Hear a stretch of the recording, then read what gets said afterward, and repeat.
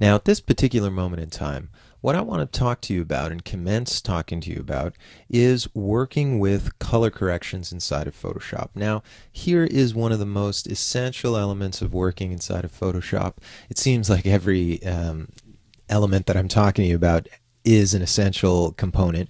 Well, remember, this is an intro to Photoshop, and there's very many elements that we are not going to be addressing in this particular course, just because it's outside the scope of the course and we don't really have the time that we would like to dedicate to it. However, what I'm going to be showing you are some of the most important elements inside of Photoshop, and easily, if we go to our image menu item right up at the top here, you'll see adjustments, and easily color corrections, which are done through adjustments, are by far one of the most important components about working inside of a Photoshop environment. So we can go to Photoshop and we can file, open, or we can browse and bridge, or the mini bridge as we saw earlier. However, I'm just going to say open, and I'm going to direct you to that same source files folder that's probably on your desktop if you've done what I asked you to. And if you scroll down, you'll see one of them is called Stone Church Crosses. So if we open this up, the very first image adjustment that I'm going to be talking to you about is one called brightness and contrast. It's really one of the easiest ones to work with, but it's quite simple in how you can deal with it. There's still a few things that you should be aware of and understand how to work with.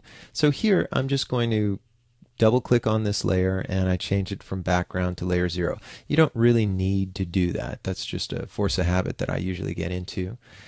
And as you can see, if we wanted to improve the color of this particular image, I'll go to Image and we'll look at adjustments, and you can see there are plenty of adjustments that we're going to be talking about in due time. But first and foremost, and quite easily, as you can see here, brightness and contrast is right at the top. So there's a few things I want you to be aware of. Number one, we can see a preview of what we're going to be affecting. So this is happening on the fly. If I move my slider one way or another, the preview is going to allow us to see what those changes are. There's also another button here called Use Legacy, and I am going to encourage you not to click on Use Legacy. If you do, it will revert to the older brightness and contrast that was in earlier versions of Photoshop. I guess some people still like using that, and that's why this Legacy button is here. However, it's very, very much agreed upon that the new brightness and contrast seems to work a whole lot better than it did in the past. So it's probably best for you guys to all continue working in this fashion. Well, let's see.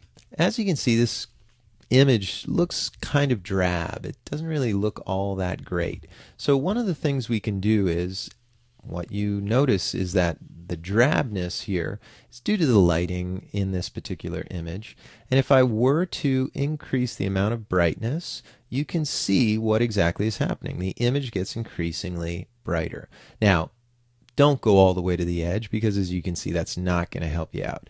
Notice that if we were to reduce the brightness, well, just as the name implies, right, the image gets a little bit darker. Depending on what's happening, here my image is sort of grayed out, so I'm going to be adding positive brightness.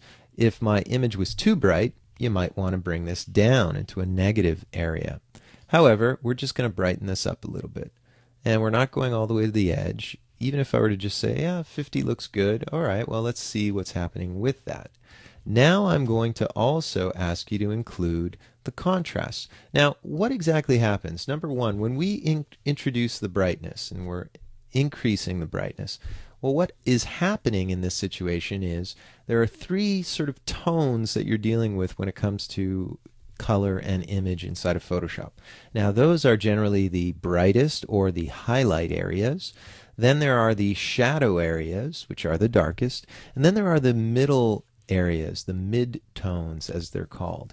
So when you are increasing the brightness, you're really increasing the mid-tones. The brightest areas remain as bright as they are, and that's why we see these little specks on the crosses here that remained pretty much the same color that they were. See that? They didn't really change all that much, while the mid-tones in this area did change significantly.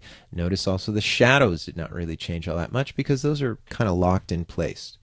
Now, when we're dealing with contrast, on the other hand, what we're doing here is we're also adding more contrast to the element. Now, if I go all the way to the edge, you see like the refinement of that image sort of, gets a little blurrier and doesn't really work all that well.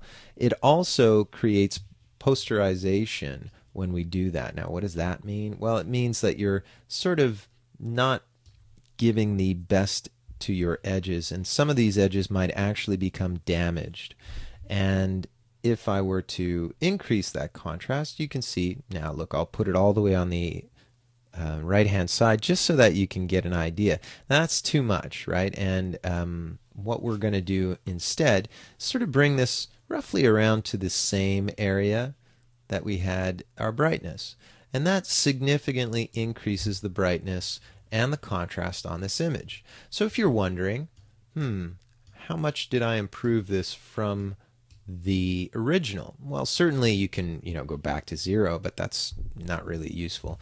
Here, if you just turn off your preview, you could see what it looked like originally, and now what it would look like with the settings that you've applied. So if you click OK and you're happy with that, what you've done is you've permanently affected the brightness and contrast of this image. Now that is kind of destructive in the sense that your original image now, if I were to save this, would be saved in this fashion. Later on, when we work with things called adjustment layers, you can see that we'll be able to do something like affect brightness and contrast, but do so in a fashion that is not as destructive as choosing image adjustments from the top here. So we'll get to adjustment layers a little bit later on, and I'll show you how those work. But as you can see, we've dramatically improved the way this image looks simply by working with the very simplest of the adjustments, and that is brightness and contrast. It's also the easiest one to work with simply because there's only a couple of little sliders here that we have to deal with. But as you can see, it'll dramatically improve the way your images look just quite quickly with a snap of a finger and a slide of a slider. And all those images that you might have taken on your iPhone or who knows what else will look exponentially better once you apply this particular adjustment to it.